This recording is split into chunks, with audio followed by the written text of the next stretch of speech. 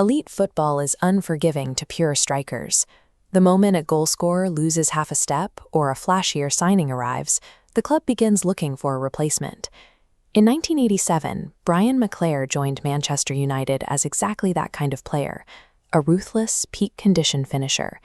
He made an immediate impact, scoring 24 league goals in his first season.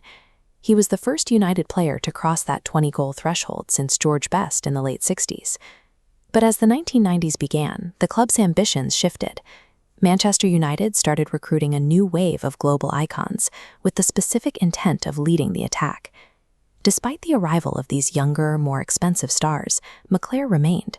He stayed at Old Trafford for 11 years, played 471 games, and eventually transitioned into a leadership role in their academy.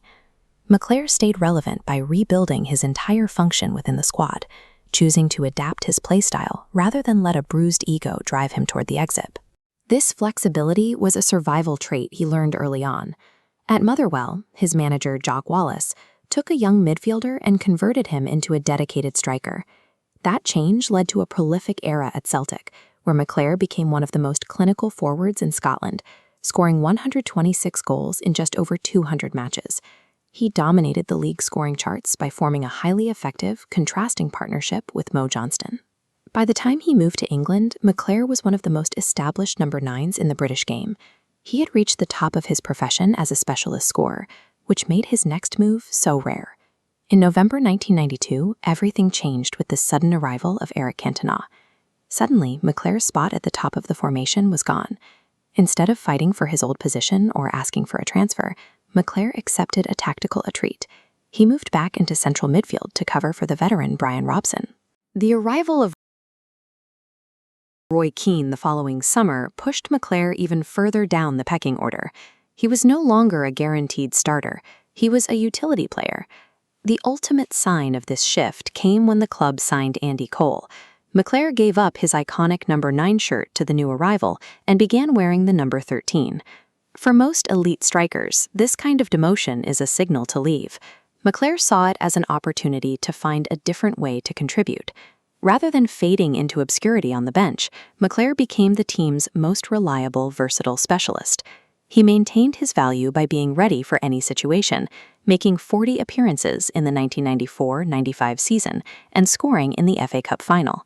He was also the hidden hand behind some of the club's most famous moments, providing the assist for David Beckham's halfway line goal and setting up Eric Cantona's iconic chipped finish.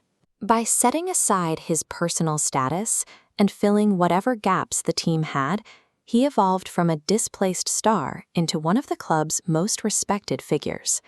McClair finished his playing career in 1998, but his decades spent studying the game from multiple positions made him a natural fit for coaching. He returned to Manchester United almost immediately, winning the FA Youth Cup as a manager in 2003. From 2006 to 2015, he served as the director of the Youth Academy, using his experience of total positional adaptation to guide the next generation of players. His reputation for developing talent was so strong that he was eventually hired as the performance director for the Scottish Football Association. Longevity at the top of the game is rarely about how many goals you score in your first season. It depends on the pragmatic willingness to evolve alongside the game, finding new ways to be useful long after